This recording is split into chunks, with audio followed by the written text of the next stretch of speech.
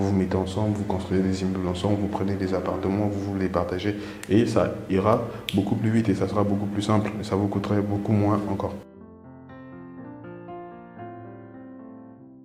Bonjour les gars, j'espère que vous vous portez bien. Je suis Serge Gilberly de Alpha Construction. C'est un grand plaisir pour moi de vous retrouver. Aujourd'hui, je vais vous parler de ce que la diaspora sénégalaise fait pour le Sénégal, mais surtout dans le domaine de la construction, donc les infrastructures, et aussi ce que cette diaspora pourrait faire. Donc suivez attentivement cette vidéo, je vous dis tout. Peace.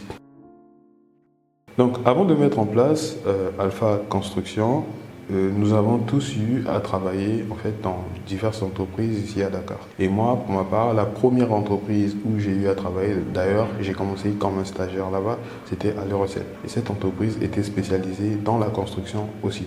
Et donc, on faisait aussi un peu d'études, mais c'est surtout d'ailleurs quand j'étais arrivé qu'on commençait vraiment à faire des études. Bon, je sais qu'avant moi, il y avait des gens aussi qui faisaient des études, mais qui étaient partis. Donc, du coup, l'entreprise était vraiment la construction, en fait, donc la réalisation.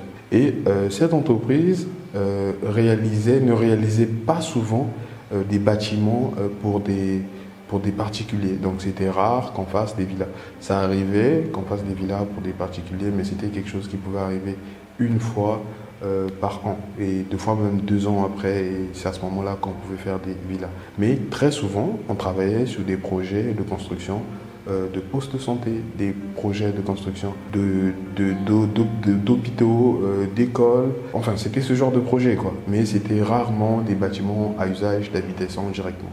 Et même quand c'était des bâtiments à usage d'habitation, c'était peut-être des logements qui devaient être réalisés dans une école, un truc comme ça. Donc c'était rarement des bâtiments directement pour des particuliers en fait. On a eu à le faire, même quand j'étais là-bas aussi, on a eu à le faire, mais pas assez en fait. Donc durant tout le temps que j'ai passé là-bas, c'était beaucoup plus les hôpitaux, les postes de santé, des écoles et voilà. Donc après c'était dans des régions, dans des régions, c'était pas vraiment au cœur de la ville de Dakar. Et voilà, bon, à Dakar aussi on avait réalisé quelques projets. À Thiès aussi on avait réalisé quelques projets. Bon, c'est d'abord là-bas où j'avais eu la chance de travailler dans le projet de Intelsia, qui est un centre d'appel où j'ai découvert beaucoup de choses par la suite. Donc, ces projets de construction d'hôpitaux, de postes de santé, d'écoles, généralement étaient financés par des organismes internationaux. Donc, généralement, ça va être des fois des fondations, je sais pas, d'Allemagne, d'Italie, de France, tout ça, un peu partout, quoi. Bon, très souvent, les organismes qu'on connaît très bien, ceux qui financent vraiment les projets ici au Sénégal ou encore dans plusieurs pays d'Afrique, c'était souvent l'AFD, donc l'Agence française de développement. Il y a aussi la JICA, je crois. La JICA, c'est japonais. Il y a aussi l'USAID, voilà, ça c'est américain. Avec l'USAID, nous avons eu à travailler sur les projets de réhabilitation des pharmacies d'approvisionnement du Sénégal. Donc, désolé hein, si ça a été très long. Ce que je voulais faire comprendre par là, c'est que très souvent, dans ce genre de cas, dans ce genre de projet, les financements ne venaient pas forcément de l'État sénégalais, donc ça venait souvent des organismes internationaux. Mais, excepté ces organismes internationaux, il y a eu des projets que nous avons eu à réaliser qui étaient financés par la diaspora sénégalaise. Donc, par exemple, je prends un exemple. Supposons qu'il y a une construction qui va se faire à Tambacounda. À ce moment-là, ça va être les ressortissants de Tambacounda qui sont par exemple en France, dans une ville donnée, qui ont une association là-bas. Et donc eux, ce qu'ils font quand ils sont en contact avec les parents qui sont à Tambacounda, qui leur informent qu'il y a un manque d'école dans la localité, ce qu'ils font à ce moment-là, ils vont essayer de collecter les fonds auprès de tous les ressortissants de Tambacounda, par exemple, qui sont en France, et après, à ce moment-là, ils vont financer la construction d'écoles. Et ça, je l'ai remarqué à plusieurs reprises, sur plusieurs projets en fait. Bon, Tambacounda, c'était qu'un exemple, hein. Faut pas vraiment le prendre en compte, c'était qu'un exemple.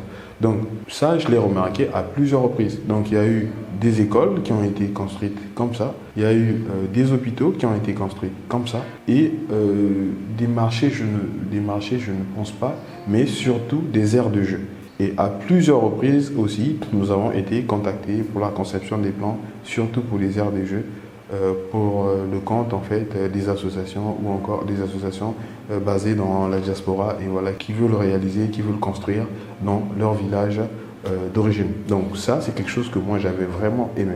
Et récemment, nous avons été contactés d'ailleurs par une association qui a un bâtiment à Dakar. Et donc ce bâtiment à Dakar, ils avaient construit ce bâtiment pour que les ressortissants de leur village, qui est très loin de Dakar, viennent étudier ici à Dakar. Donc c'est comme si c'est des bourses qu'ils octroient aux jeunes de leur village. Quand ils viennent à Dakar, ils habitent là-bas, dans ce bâtiment-là, un grand bâtiment.